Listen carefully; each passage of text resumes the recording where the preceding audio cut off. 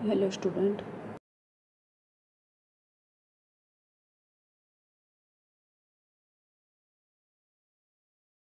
કે તમે જ્યારે બે ટેબલ રિલેશનને મીન્સ કે જોઈન કરવા માગો છો ત્યારે કઈ ક્વેરીનો મીન્સ કે યુઝ કરો છો તેના વિશે જોઈશું. તો જોઈન કોને કહેશું? તો the purpose of a join is to combine the data across tables. એટલે કે જોઈનનો ઉપયોગ જ્યારે બે અથવા બે કરતાં વધારે ટેબલમાંથી ડેટા ફેચ કરાવવો હોય ત્યારે થાય છે. નેક્સ્ટ આવે છે કે ઇક્વી જોઇન્સ, એટલે કે જોઇન્સનો ટાઈપ છે તે એની અંદર. તો ઇક્વી જોઇન્સ, તો join which contains an SQL to operator in the join condition.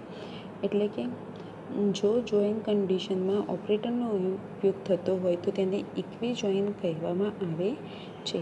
તો તમે તેની સિન્ટેક્સ કઈ રીતે લખો છો? તો select column name 1, column name 2, column name n from table name and table name 2.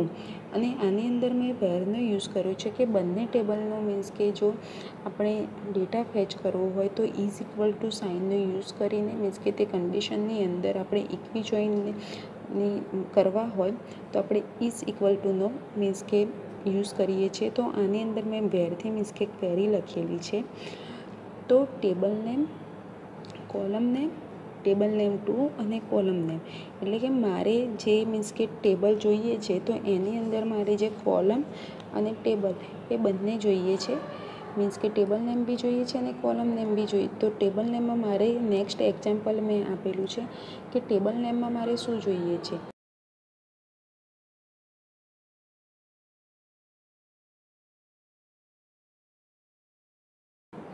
Department initialisation from student, department where student, student department, department ID. હું આટલું મીન્સ કે જો લઈશ તો મને કઈ રીતનું આઉટપુટ મળે છે એ તમે જોઈ શકો છો. તો શું કઈ રીતે મળ્યું કે મારે જે ટેબલ હતા એની અંદર મારે શું જોઈતું હતું? સ્ટુડન્ટ નેમ જોઈતું હતું, સ્ટુડન્ટ ક્લાસ નેમ જોઈતું હતું, ડિપાર્ટમેન્ટને જોઈતું હતું, ડિપાર્ટમેન્ટ ઇનિશિયલાઇઝેશન જોઈતું હતું. તો આની અંદર જે મેં ટેબલ છે એ મીન્સ કે યુઝ કર્યું તો મને ઓટોમેટિકલી મીન્સ કે તેનું આઉટપુટ આ રીતે મીન્સ કે બતાવે છે. નેક્સ્ટ આવે છે નોન ઇક્વી જોઈન. તો non equi join use all comparison operator except the equal operator like greater than, equal to, less than equal to, less than, greater than, એ બધાને મીન્સ કે સાઇનનો યુઝ કરવામાં આવે છે. એટલે કે નોન ઇક્વી જોઈનમાં ઇઝ ઇક્વલ ટુ સિવાયના બધા જ કમ્પેરિઝન ઓપરેટરનો આપણે યુઝ કરી શકીએ છીએ. તો તેની સિન્ટેક્સમાં શું આવે છે? તો select column name 1, column name 2, column name and from table name 1, table name 2 આપીશ. જ્યારે હું ટેબલને વેરથી મીન્સ કે વેર ક્લુઝથી મારે એડ કરવું છે તો ટેબલ નેમ 1, કોલમ નેમ 1 આપીશ અને જે ઓપરેટરનો યુઝ કરેલો છે તે આપીશ. તો મારે અહીંયા મીન્સ કે એક્ઝામ્પલમાં શું જોઈએ છે?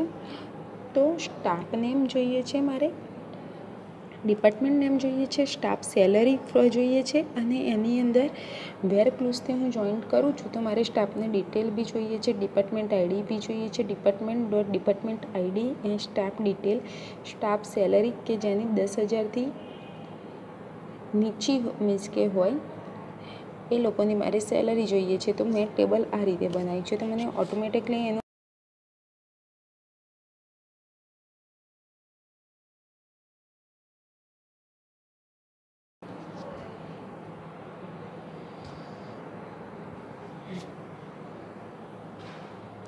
નેક્સ્ટ આવે છે more than 10 row available increase row sector to view more row. એટલે કે આની અંદર હું 10થી વધારે બી મીન્સ કે એડ કરાવી શકું છું. નોટ આપેલી છે here in output 40 rows are available but we had put only short output. આની અંદર મીન્સ કે આ ટેબલની અંદર તમારે જેટલી બી મીન્સ કે રો તમારે એડ કરાવી હોય એ તમે કરાવી શકો છો, પણ મેં આમાં તમને શોર્ટમાં બતાવેલું છે. નેક્સ્ટ આવે છે સેલ્ફ જોઈન. તો સેલ્ફ જોઈન તમે કોને કહો છો? તો self join is a join in which a table is join with it self, એટલે કે સેલ્ફ જોઈનનો મતલબ એ થાય છે કે જ્યારે ટેબલ પોતાની પોતાની સાથે જોઈન પરફોર્મ કરે છે તેને આપણે સેલ્ફ જોઈન કહીએ છીએ. To join a table itself means that each row of the table is combined with itself and with every other row of the table, એટલે કે જ્યારે ટેબલ પોતાની સાથે જોઈન પરફોર્મ કરે, મતલબ ટેબલની દરેક રો તેની પોતાની સાથે અને બીજી દરેક રો સાથે કમ્બાઈન થાય અને તેવી જ રીતે રો રિટર્ન કરશે કે જે કન્ડિશન સેટિસ્ફાઈડ થતી હોય. The table appears twice in the from clause and it followed by table allies that identify column names in the join condition, એટલે કે ફ્રોમ ક્લોઝ પછી ટેબલનું નામ મીન્સ કે 2 વાર લખવાનું થાય છે અને તેની પાછળ તેનું એલિયાસ લખવામાં આવે છે અને તે એલિયાસની મદદથી જો કોલમના નામની સાથે જોઈન કન્ડિશન લખવામાં આવે છે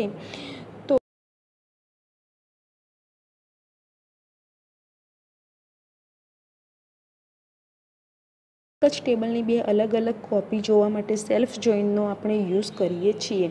તો તેની સિન્ટેક્સ શું આવે છે? Select A dot column name B dot column name from table 1A અને table 1B where A dot column underscore name is equal to B dot column name underscore name. તો હવે એનું એક્ઝામ્પલ મેં અહીંયા લીધેલું છે.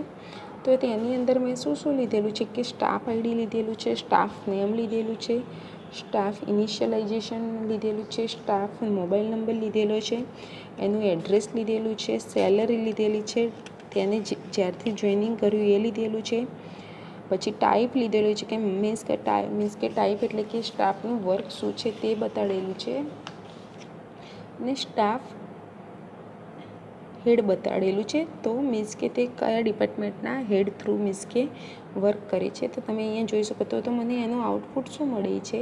તો મારે એ જે ટેબલ હતું એમાંથી મારે અમુક જ મીન્સ કે સિલેક્શન રો અને કોલમ કરવી છે. તો હું અહીંયા શું લખીશ કે એક્ઝામ્પલમાં select employ name, employ staff ID, super staff name, employ staff name from staff super staff, employ where super dot staff underscore head staff, employ staff ID એટલે કે જે હતું એમાંથી મારે ખાલી આઈડી જોઈએ છે, પછી સ્ટાફ નેમ જોઈએ છે એટલે કે આ જે સ્ટાફ નેમ છે એ જોઈએ છે અને સુપર સ્ટાફ નેમ જોઈએ છે. તો સુભાષ કંસારા તો મીન્સ કે એ શું વર્ક કરે છે એનું મારે મીન્સ કે આઉટપુટ જોઈએ છે. તો અહીંયા તમે જોઈ શકો છો કે તમને એનું આઉટપુટ શું મળે.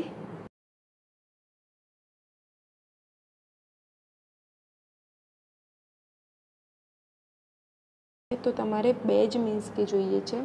તો એની અંદરથી તમારે સ્ટાફ નેમ અને ડિપાર્ટમેન્ટ જોઈતું હશે તો એ કયા ડિપાર્ટમેન્ટ થ્રુ વર્ક કરે છે અને એનું નેમ તમને ખાલી બતાવે છે આઉટપુટની અંદર.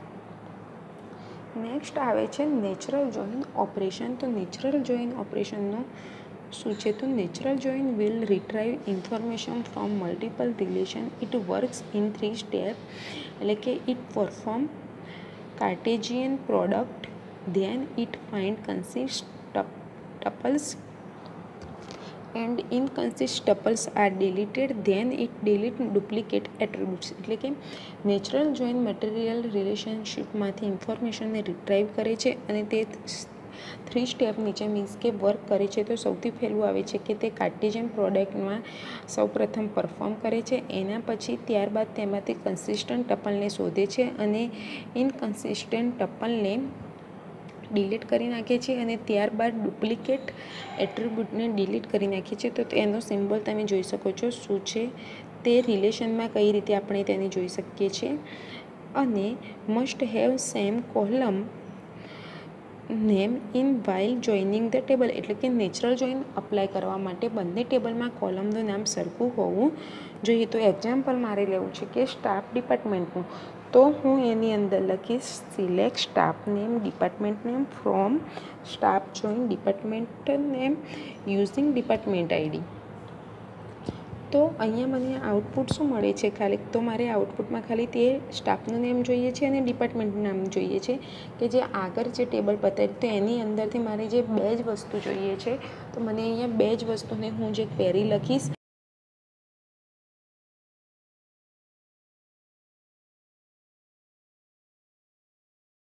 Join, equi join and natural join વિશે મીન્સ કે તમારે એક્સપ્લેન કરવાનું રહેશે વિથ એક્ઝામ્પલ.